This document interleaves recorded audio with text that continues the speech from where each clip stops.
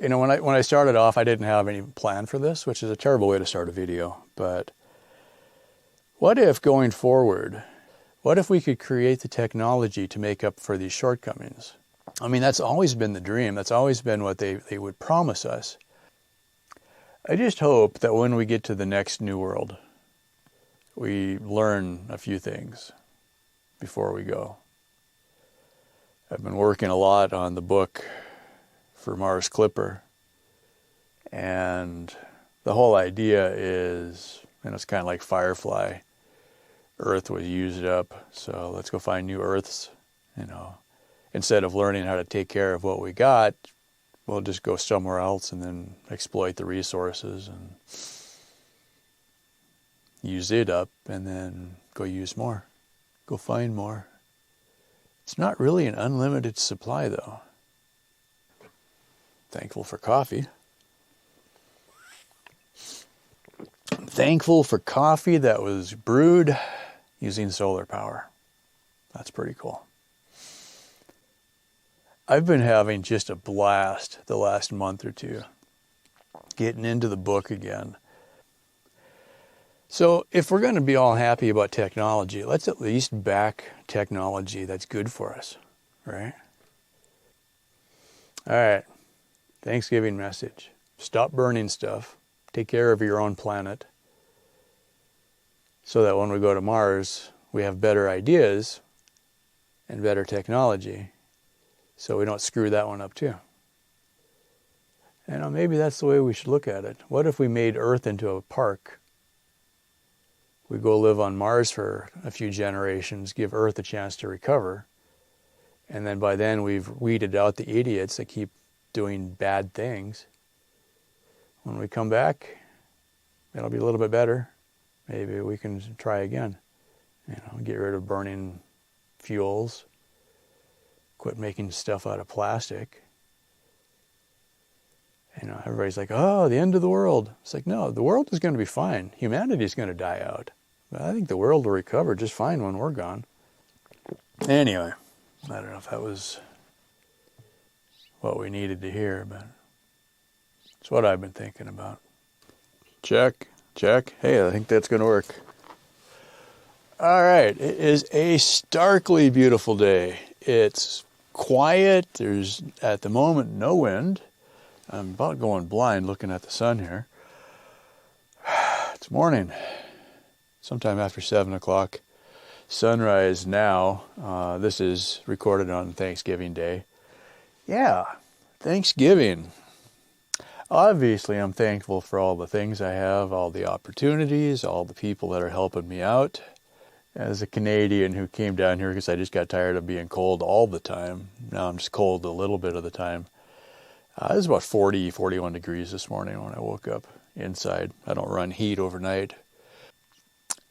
Every time I come up with a holiday, you know, it's like Columbus Day, for instance. Columbus was a hack. He was lost. He thought the Indians were in India. He thought he had found India. And we celebrate that. Maybe that's all we got left is we got to celebrate our little victories. I looked this up a couple of years ago, and apparently there is some recognition of the fact that maybe the First Nations, you know, Columbus's Indians, maybe they regret helping the settlers just a little bit. Depending on how you read the narrative, it's like, so we didn't like Europe, you know, us privileged white people that we hear about.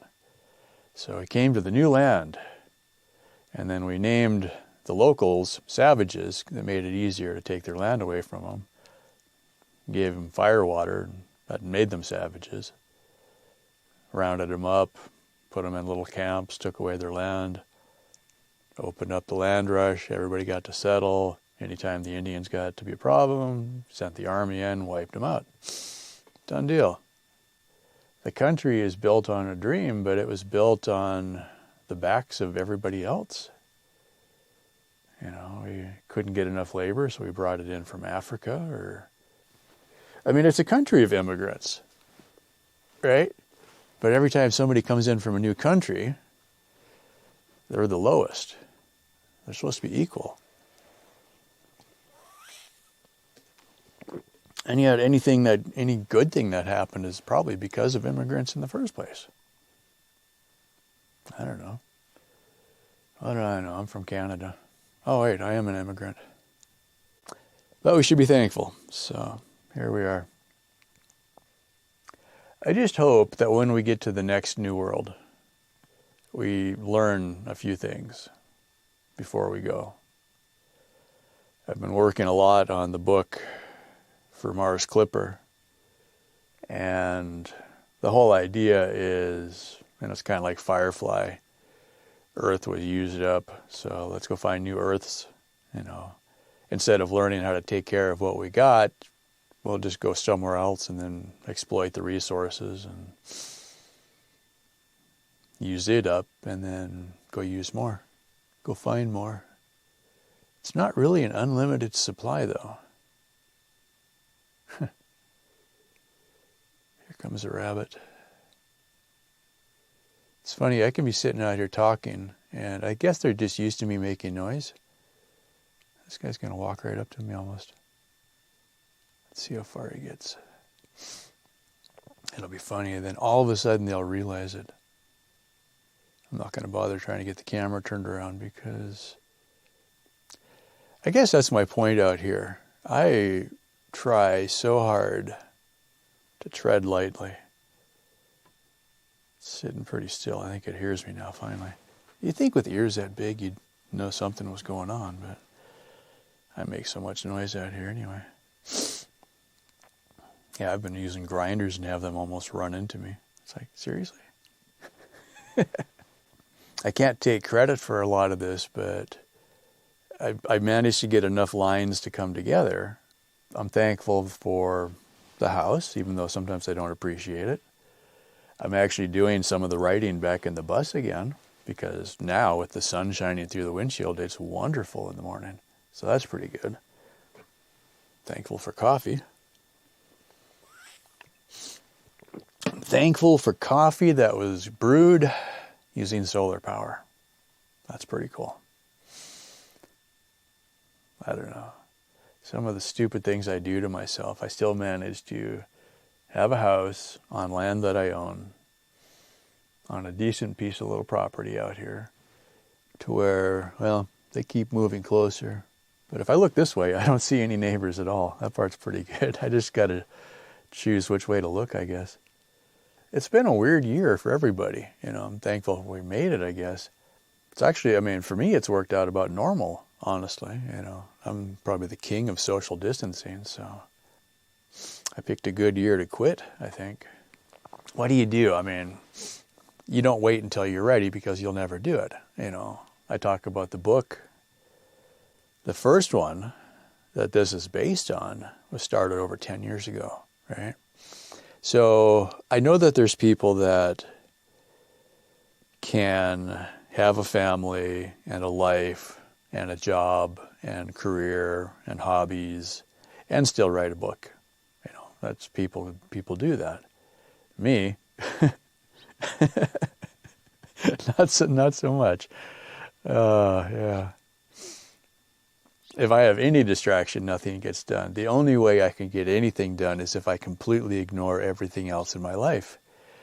And so that's kind of what this has been, is I just decided that, well, you know what, I need to get this thing done. Let me just not do anything else. And it's working. And I'm getting to the point that I think I'm still on track, that the book will be done by the first of the year, or by the end of the year. Or, it'll be pretty close. And, but every time I look around, it's like, well, every other part of the life is suffering. It's like, well, okay, I'll ignore this and I'll ignore this and I'll try to get this part done. But, you can't keep going back and doing maintenance. And it's like, what do they say? You can't fight the fire and plant trees at the same time, kind of thing. So, but for me, that's how my life is. I don't do well with balance, I don't think.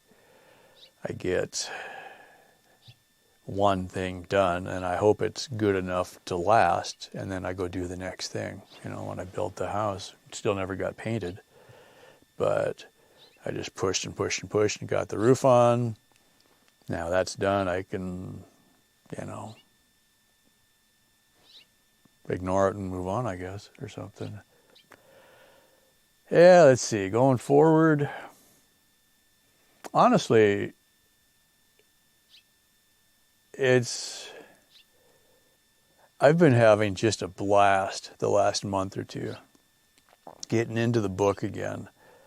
I just hope that somebody likes it as much as I enjoyed writing it. I look at it, I'm like, okay, this is definitely not going to be for everybody, but I'm just sitting there giggling sometimes when I'm reading it. I've got a voice reader on the computer. I'm using a Raspberry Pi and Linux again, and so I found an open source text to voice reader, and so the robot is actually reading the document for me, which is a great way to do things, because you write it and you think you got it right, but when you hear it read and it's reading exactly what you wrote, it's not fixing it, it's just reading it, right? When you read it, you know what you meant to say, right? So I'm sitting there drinking my cup of coffee early in the morning or late at night or somewhere in between. I think last night I got to bed about 10:30, and I was listening to the last chapter I'd written all the way till 10:30. And I spent 2 or 3 days on that chapter, just listening to it, rewriting parts of it, going back and forth. But hearing some of the lines that the robot has, I'll be just in stitches laughing. And I'm like, it's funny because you're not supposed to laugh at your own jokes, but I find myself, the robot, it's like I write what the voice is telling me to write, it feels like. I don't know where this stuff comes from sometimes, but I'll write a line and I'm like, oh my God, that's hilarious, And then it's kind of like the robot, it's kind of like talking to a bright 4-year-old is kind of how I'm writing it, And it's just kind of like, well, okay, so sometimes you have to explain something, then the robot kind of gets it, and then they come back with an answer, and it's not quite right, but it's funny, that kind of thing, right? So, yeah, I'm writing about robots and spaceships and going to Mars, but I'm trying to make it fun, right? I mean, we already have The Martian, and Andy Weir did a wonderful job with that. I was a ways into this before I learned about The Martian. And my first thought was, oh no, somebody else wrote the book already. But then I'm like, well, yeah, but this is going to be different. I'm going to fully acknowledge that, yeah, I definitely read The Martian. But it's like, yeah, in The Martian, pretty much every page of the book is Mars trying to kill the character. And this guy is one problem after another. I'm trying to not create that, It would be nice. I thought, you know what? Let's write this as if most things work.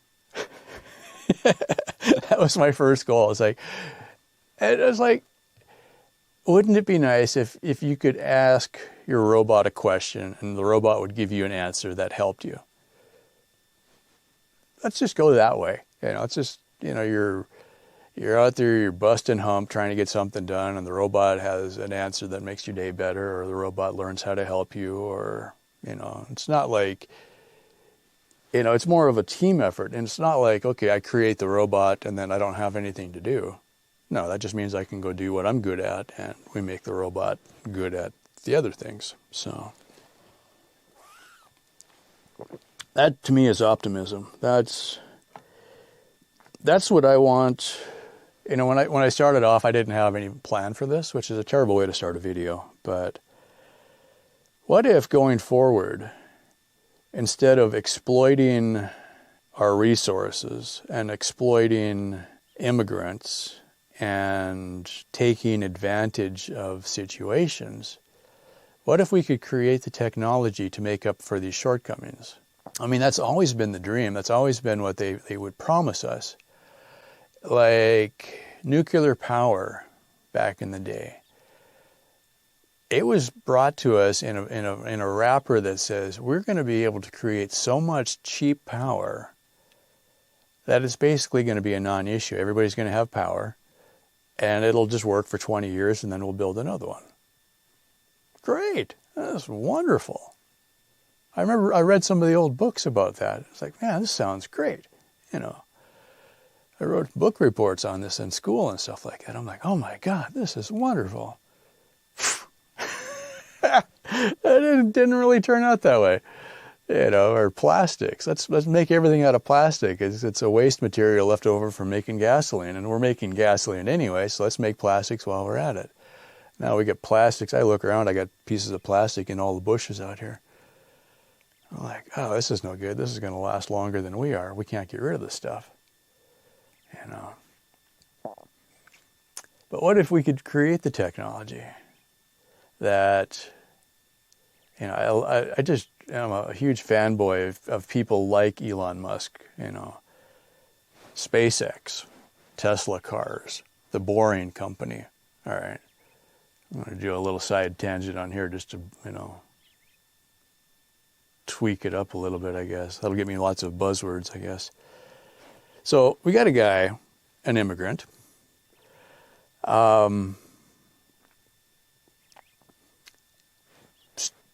PayPal wasn't his first project, I don't think, but he was also involved with PayPal, and then he sold it to eBay, used that money for the next project. At one point, none of his projects were working. He nearly went completely bankrupt. SpaceX could not get a rocket to get off the launch pad without exploding. Tesla had a warehouse full of cars that didn't pass quality checks. Nobody was buying them because they weren't any good. I think there was another one too. Nothing was working, right? But he kind of just like, all right, well, he rolled up his sleeves and he figured it out. He got the first problem solved, and then the next problem, and then off he goes, right? Well, when I look back and I see all the dots that he put in place, his vision is to get 1 million people to Mars. Not just a few, like 1 million. Okay. He wants to make humans interplanetary in case Earth takes a major hit. Asteroids happen. There has been apparently mass extinctions, depending which version you read. Okay. If we had people also living on Mars, if Earth took a major hit, the next virus could devastate us. They're not getting better. Okay. Well, what if we had a pocket of people somewhere else? That might be a good idea. Just saying. Are we still going? Can't see a damn thing. This was going to be the short video. Let me make a new one here. Part 2. Yeah, sorry. All right, SpaceX, Tesla, Boring Company, Elon Musk. Fanboy. Cool. We take a guy with some resources, incredibly gifted engineer, maybe not the best people person, but he's able to pull a team together that's able to do some amazing things. Okay. We've been putting robots on Mars, so this isn't fiction. We're able to put things on Mars pretty reliably. Until recently, the percentage rate of successful landings on Mars for robots was about 50%. Okay. Like, it didn't survive landing. Not it died in the first 30 days. Like, it made a big hole in the ground, and that was the end of it. Okay. We're getting better with that. Spirit and opportunity far exceeded their 30 days or 90 days expected lifetime. Curiosity is still rolling. Perseverance is on the way. It'll be landing next summer. It's based on Curiosity, so, you know, they didn't make any major changes. When they finally got it dialed in, they kept it going. Okay. But it's going to take NASA, maybe in my lifetime, to get people to Mars. Okay. Because we've lost the ability to take acceptable risks. You know, the space cowboys, they're all gone. the ability to decide we're going to try it and see, and if it doesn't work, we'll clean up the mess and we'll try it again. That's what SpaceX is bringing, okay? NASA can't do that anymore. They had to be too careful. So the entrepreneur is the one who's going to get us there, not the government, okay? Just kind of remember that part of it. But if we look at just what Elon Musk is offering, okay, the Boring Company, which is just funny for a name, his mission with that is to create underground tunneling technology to then create essentially subways that can go underground, okay? That's already been done. That's been done to death, right? But it's very, very slow and very, very expensive. Places like Seattle have dug tunnels to get traffic away from the city streets. And it takes them years and years and years to do it. And it's always a cost overrun, and there's always all these problems, right? So this started off as just kind of like a joke. He's like, oh, how hard could it be? You know. So he gets a permit, he starts digging a tunnel under LA somewhere. So he's got test tunnels already dug. Well, then he's getting other places to buy into the dream. I haven't been there, but apparently there is some of his tunnels in Las Vegas now that can go from the convention center to some of the hotels. Okay, so he's already getting this to work. And because he also owns an electric car company, he's got the autopilot on in the cars, and the cars are driving through the tunnels on autopilot. That's pretty cool, right? So that's his idea. Well, and then he's also got the rocket company. And so you got like, okay, so we got a rocket to get us to Mars. We've got a tunnel digging company and an electric car company. What are the things we need when we get to Mars? Electric cars could run on solar power. We still have solar on Mars. And if we could dig tunnels when we get to Mars, that gets us out of the radiation. That's kind of clever, right? So you got one guy that's giving us the way to get to Mars, the way to drive when we get there, and the way to dig the tunnels. That's kind of a whole package deal right there.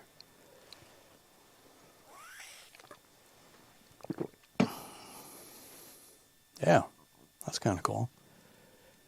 Anyway. So if we're going to be all happy about technology, let's at least back technology that's good for us, right? You know, a lot of people freaked out when I sold my truck and tried to build my own electric vehicle. It's not finished, but I already proved that it would work. If we're going to get excited about something, should it be the new 400 horsepower Hummer or something? You know, the new Hummer is electric. We can get excited about that, I guess. Yeah, I just saw that a while ago. That's kind of funny. Yeah, stop burning stuff, you know. I don't know. If we're going to be thankful for something, let's be thankful for the people that are creating the technology that will help us dig ourselves out of this hole that we've been putting ourselves into. I mean, if we think about it, why did we go to Iraq for Gulf, you know, the Gulf Wars, you know, Desert Storm and all that? If Iraq didn't have oil, or if, you know, Saudi Arabia didn't have oil, would we have spent any time going over there, right? Because we're so in the vice about, oh my God, what happens if we run out of oil? Well, that happened in the 70s, right? Oh, the gas crisis, that gave us Pintos in Vegas, right? And nobody could drive their big old station wagons. That killed the station wagon. And yet somehow we traded our station wagons for SUVs. Does that make any sense? But if we had, if electrics were the normal, And they are in some countries. That's the thing, America, we're all world leaders. God, it's just gorgeous out here. I could probably start taking layers off. It's getting warm. All right. Thanksgiving message. Stop burning stuff. Take care of your own planet. So that when we go to Mars, we have better ideas and better technology. So we don't screw that one up too. Maybe that's the way we should look at it. What if we made Earth into a park? We go live on Mars for a few generations, give Earth a chance to recover. And then by then we've weeded out the idiots that keep doing bad things. When we come back, it'll be a little bit better. Maybe we can try again. Get rid of burning fuels. Quit making stuff out of plastic.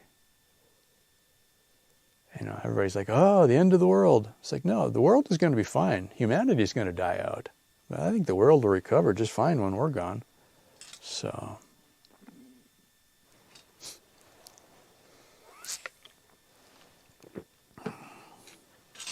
everything's going to be okay. We just got to think about it different.